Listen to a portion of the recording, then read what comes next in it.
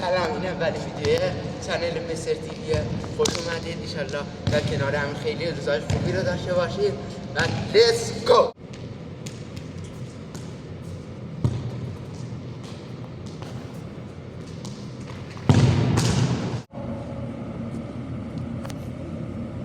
الان اومدیم بریم ببینیم کی بهتر از همه میتونه پنالتی بزنه. بس با ما همراه